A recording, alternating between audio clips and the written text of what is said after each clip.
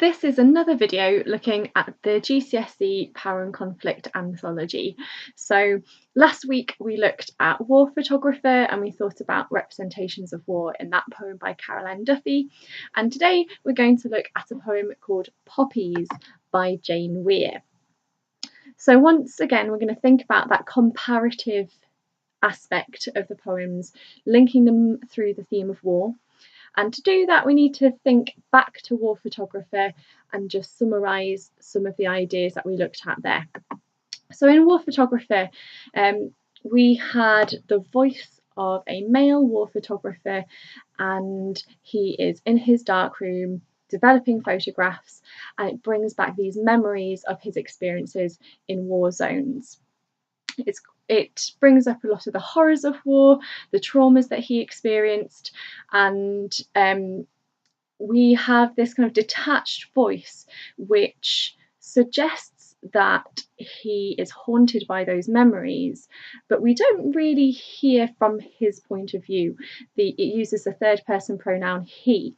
The poem that we're looking at today does use the first person pronoun. This is written from a speaker that Jane Weir has created, and so she uses a dramatic monologue form to create a very personal poem.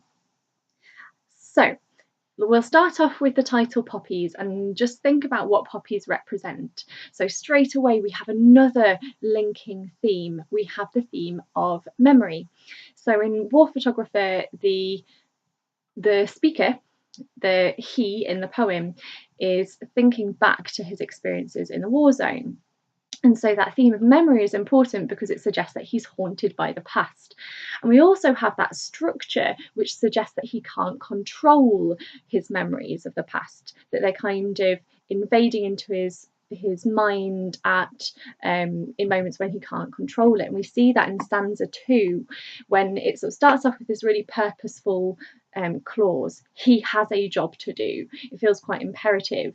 And then it talks about the solution slopping in the trays, but then it talks about his hands trembling, and the trembling of the hands leads to the memory of the children running in a nightmare heat. So these memories are kind of intruding into his thoughts, and we see that through the structure and the fact that the sentences are quite fragmented. So poppies, we think about remembrance in terms of pride and respect, and memories in a much more formal way. So poppies are there to commemorate the sacrifices of soldiers, particularly in World War I and World War II, but also in terms of all soldiers involved in all conflicts. So the title brings up a lot of those connotations, but slightly different here. That word poppies also has the connotation of it being a flower, of this being a much more kind of softer imagery compared to a lot of that harsh imagery in War Photographer. And that's another comparison that I want to explore when we are reading this poem, is the idea almost that War Photographer is a very masculine poem. It has a male sort of main person in the poem, and in Poppies we've got quite a sort of a female perspective. We have the voice of a mother whose son has gone to war, and we could say that that title Poppies reflects straight away some of those more feminine images that we see throughout the poem. Now, what I'm going to do is I'm going to talk through the meaning, the themes, the overall kind of tone and feeling of the poem before we delve into some of that microscopic detail of the language. So the first thing that we'll do is we'll read the poem, and then we'll think about the tone and the feelings that it conveys. Okay, let's read the poem. Hopefully you have a pen and some paper, or the poem in front of you ready to annotate. 3 days before Armistice Sunday, and poppies had already been placed on individual war graves. Before you left, I pinned one onto your lapel. Crimped petals, spasms of paper red, disrupting a blockade of yellow bias binding around your blazer. Sellotape bandaged around my hand. I rounded up as many white cat hairs as I could, smooth down your shirt's upturned collar, steal the softening of my face. I wanted to graze my nose across the tip of your nose, play at being Eskimos like we did when you were little. I resisted the impulse to run my fingers through the gelled blackthorns of your hair. All my words flattened, rolled, turned into felt, slowly melting. I was brave. I walked with you to the front door, threw it open, the world overflowing like a treasure chest.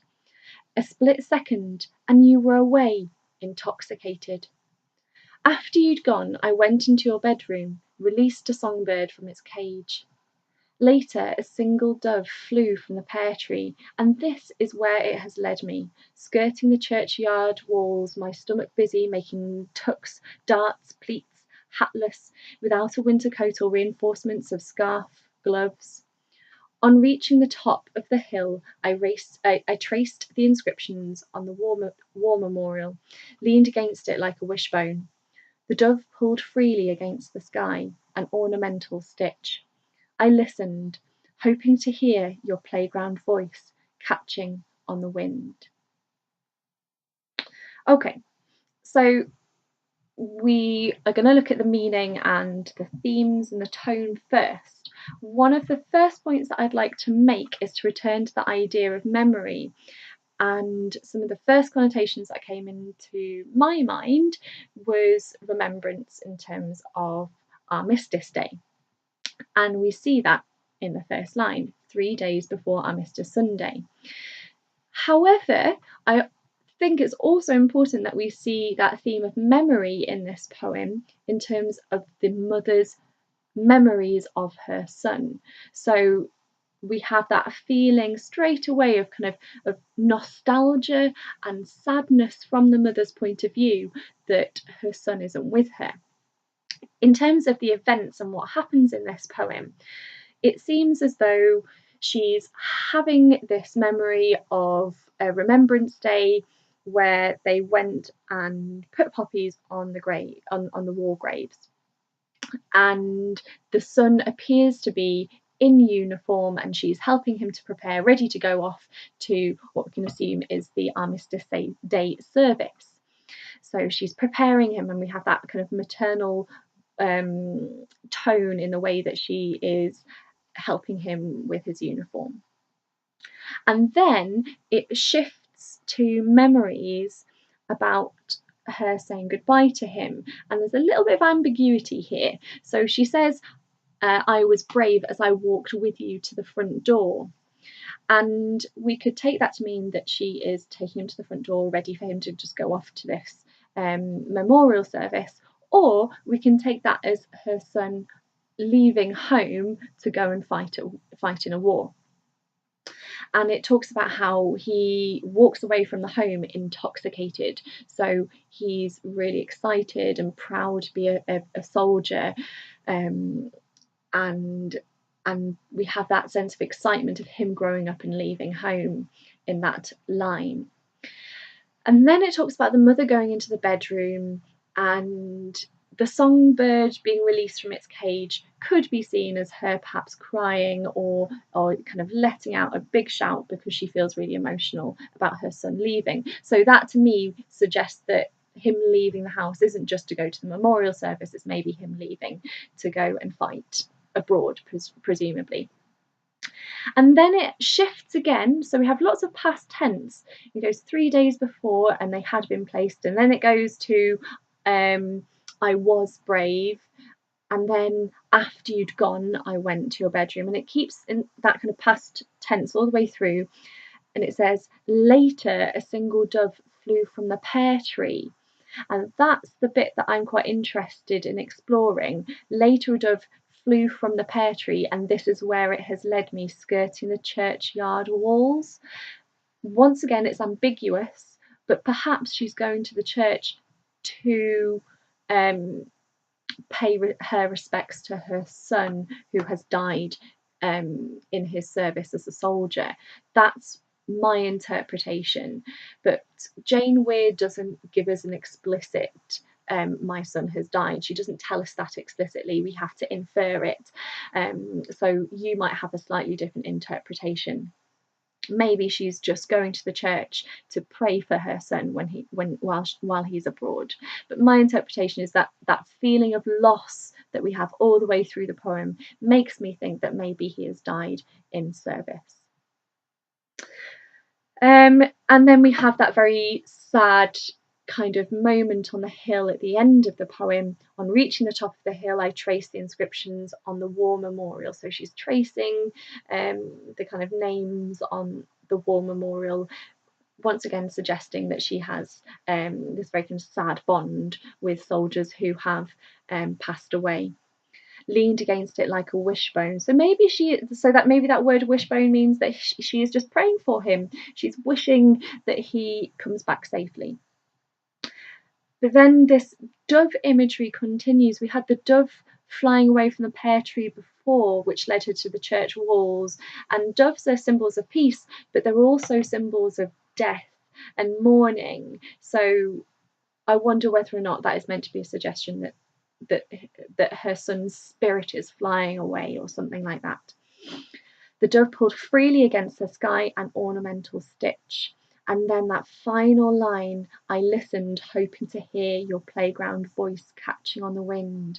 So she's there very wistfully, wishing that she could recapture those moments of her son's childhood and all of that innocence and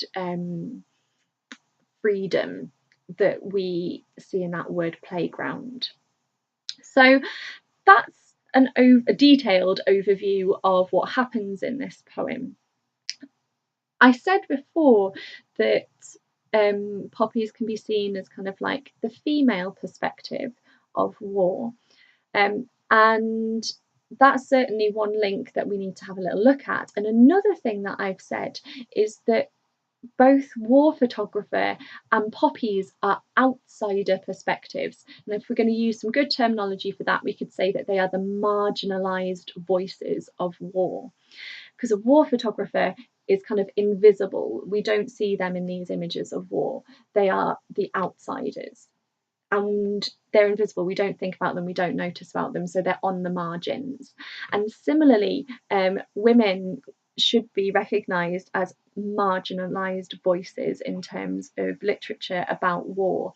There's a lot of World War I poetry, for example, by the male soldiers, and we don't have many examples of literature or writing at all, so like letters and that kind of thing, by the women who have experienced war. So what Jane Weir is doing here is kind of giving us the mother's perspective, so we could make a feminist reading of this poem as well, and we could extend that and have a look at perhaps some of the masculine imagery in War Photographer and think about that emotional detachment that the speaker in War Photographer experiences. So we could ask questions like, is that detachment because he's been traumatized, or is that detachment because caused by the fact that he is living up to a male stereotype of stoicism? So he is trying to be like that male stereotype that men don't have emotions, that they don't cry, that they don't show their emotions. And I wonder whether or not we could interpret some of that detached voice, that kind of the way that he's suppressing those emotions and he's experiencing that trauma, as perhaps to do with masculinity as well.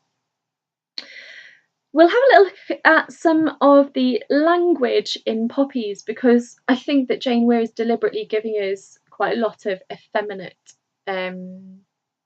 imagery in Poppies. And Jane Weir herself is sort of a poet, but also a textiles artist and designer. So we see quite a lot of language to do with fabric in Poppies. Let's just have a little look and find it. So we've got detailed vocabulary like lapel, which is the collar on a blazer, that lapel bit here that comes across.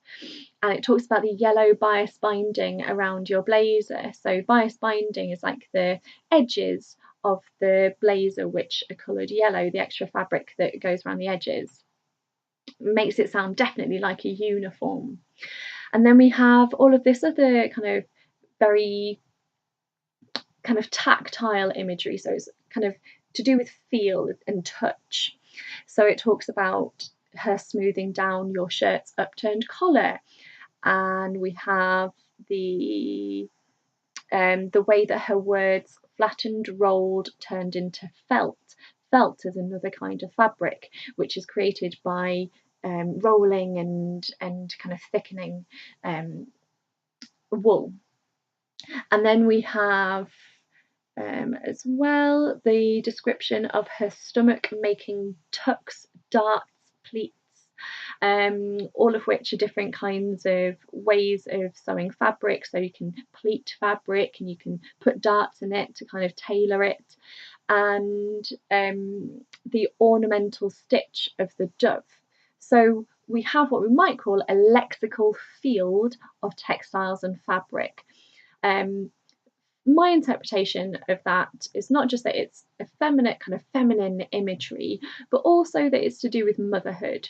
So one question that leaves me with when I'm reading this poem, because it's part of the Power and Conflict anthology, is Jane Weir trying to show us that women and mothers are powerful, or is she trying to show us that mothers and women are powerless?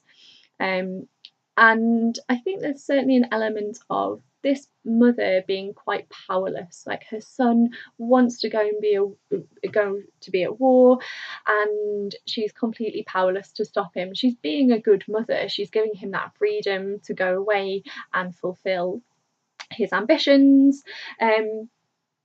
But quite a lot of this textiles imagery makes me also wonder whether she's kind of trapped in those expectations of motherhood.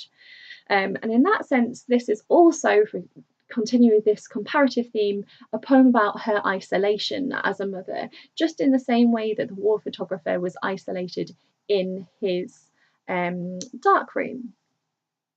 So we've had a little look at that lexical field of fabric and textiles.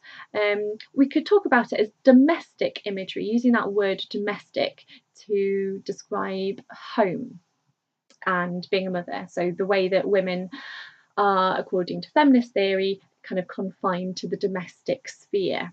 Okay. Let's have a little look at some of the other imagery that creeps into the poem, though. We also have a lot of language which is to do with war and conflict and injury. So we have the words, let's find them, the sellotape bandaged around her hand. So this idea that, you know, she's got the sellotape and she's trying to pat down her son's uniform to make sure it doesn't have any cat hairs on it, but she describes it being wrapped as a bandage. So that lexical field of injuries perhaps creeping in, perhaps suggesting her anxieties as a mother, that language is creeping in there, that she's worried that he's going to be injured. We also have the way that she steeled the softening of my face. So we've got that sibilant steeled the softening, and the juxtaposition between steeled and softening. One is a very hard word, steeled, and one is a very soft word, obviously, because it's softening. But steeled makes me think of weapons. It's a very kind of aggressive word to use in that context. And then we have as well, if we have a little look a bit further, we have the reinforcements of scarf gloves. So she's trying to describe how she's kind of wearing, how she has gone to the church and she's not wearing a hat, she's not wearing a scarf, and she's not wearing gloves. It makes me think that she's kind of desperately rushed out to the church without kind of preparing properly, which is funny because she prepared her son so well. She took so much care making sure that he left the house with his uniform exactly as it should be, and she's kind of rushed out to the church, and she's not even thought to put on her winter coat. She's so desperate, she's so she's had to leave in a hurry that she doesn't have her scarf and her gloves with her. An interesting contrast there. Then we have as well, I'm trying to find some of this other language to do with war. It says that she says, "I was brave as I walked with you." So that kind of goes against what we normally think about women in war. We sort of think, you know, they were at home, they were not involved in war, not being brave in the same way that men were. But here it seems to be sort of saying, you know, look, this is my way of being brave, is to help prepare my son and to make sure that he can go off to war safely. And it seems as though maybe she's repressing her feelings as well.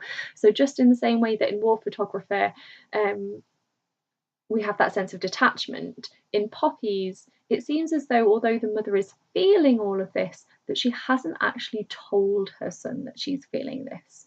So she was brave. She didn't let him see how emotional she was feeling. "I was brave as I walked with you to the front door."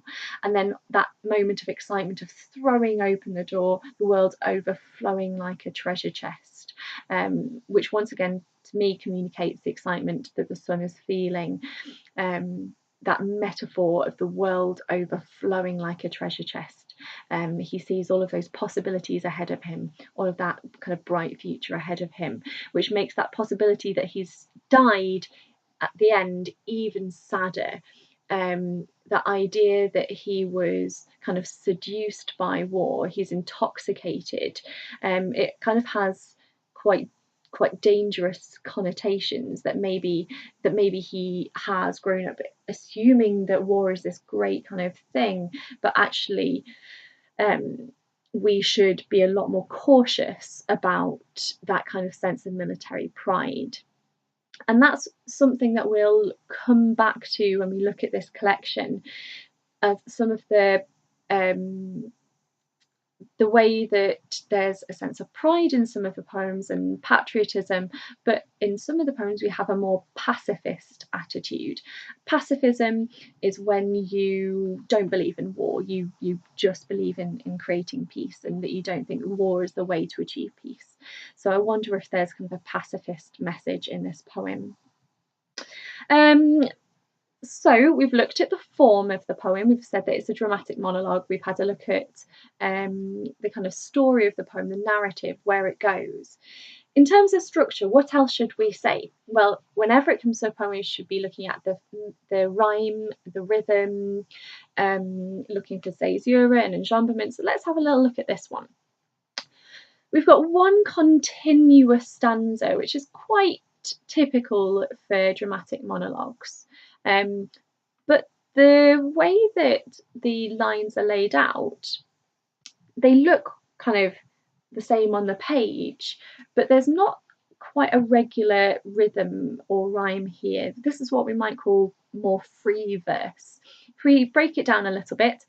3 days before our Mr. Sunday, and poppies had already been placed on individual war graves before you left. So it's in and around 10 syllables per line, but one line was 9 syllables, one was 13, so it's not really regular. And is there any rhyme? Let's have a look. Sunday, placed, left, petals, blockade, blazer. This isn't using rhyme or rhythm in a regular way. So my interpretation of that is that the poet is trying to reflect the natural rhythms of the mother's speech. So he's trying to, so Jane, I should say, she, the poet, is reflecting the kind of natural speech of the mother. 3 days before our Mr. Sunday, and poppies had already been placed on individual war graves. So it reflects that kind of that feeling that we're seeing her thoughts, that it's kind of like almost conversational. For me, that's quite interesting because it communicates the sadness of what's happening in quite a quiet way. It seems as though it's just an ordinary kind of happy, peaceful family moment where she's looking after her son. So it has that sense of quite a relaxed pace to the poem. But what the poet does, rather than using just rhyme or rhythm, is she uses enjambment and caesura really effectively to try and create a sense of sound and meaning. So we then have towards the end of the poem more kind of short sentences or short clauses. A split second and you were away, intoxicated. So she uses that caesura before the word intoxicated to place emphasis and kind of tension on the way that her son is so excited to go to war. And then we have the listing that the poet uses. So she talks about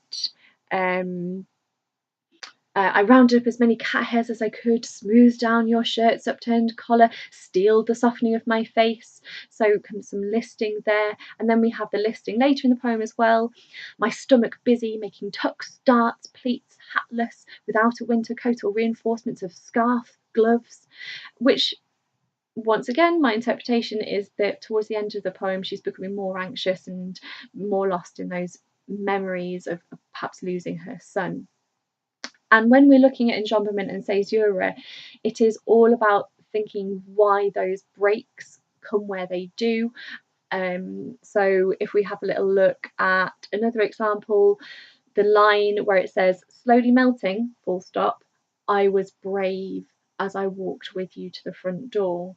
So by placing that caesura before I was brave, it places emphasis on the idea of the mother's bravery. And it also, if you have a look, we've got some listing here as well. All my words flattened, rolled, turned into felt, slowly melting.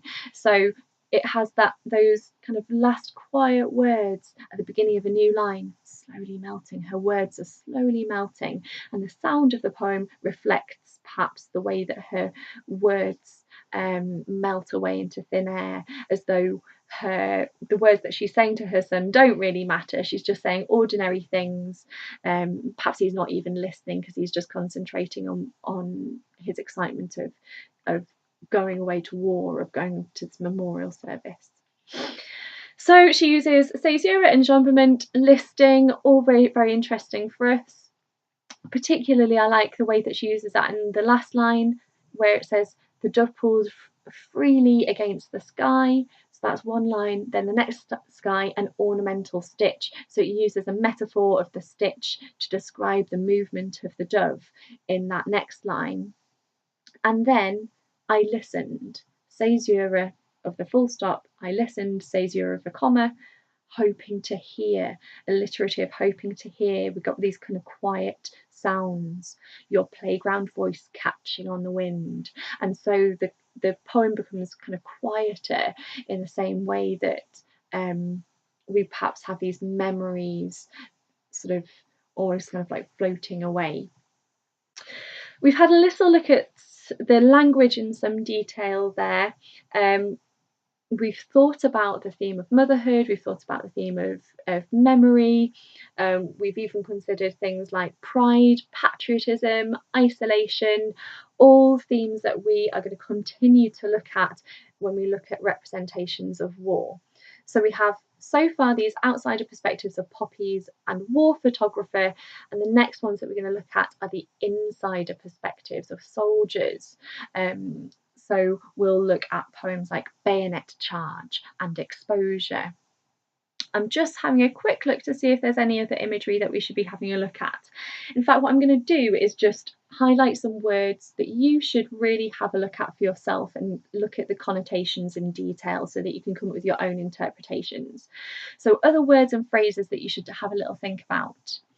The spasms of paper red, the blockade of yellow bias binding around your blazer. Think about the literary techniques being used there. We could think about the way that she wants to graze, it says graze my nose against the tip of your nose, play it being Eskimos. You can notice some internal kind of assonance there. I was going to say internal rhyme, but it's not, it's more assonance. Nose, nose, Eskimos. I guess there's a little bit of rhyme there, but we call it assonance when you have that repetition of vowel sounds.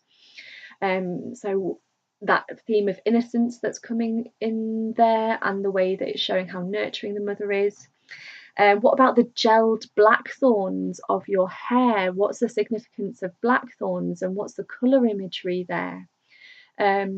We've got obviously the metaphor that we've talked about before, the world overflowing like a treasure chest. We've got the songbird from its cage.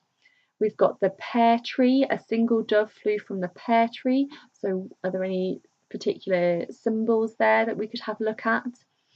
We've got the way that the mother leans against the war memorial like a wishbone. And I've given a little interpretation of that, but you should look at the connotations even further. The dove pulled freely against the sky, that adverb freely and why that's important. So some ideas there about the kind of imagery and connotations you should explore a little bit further.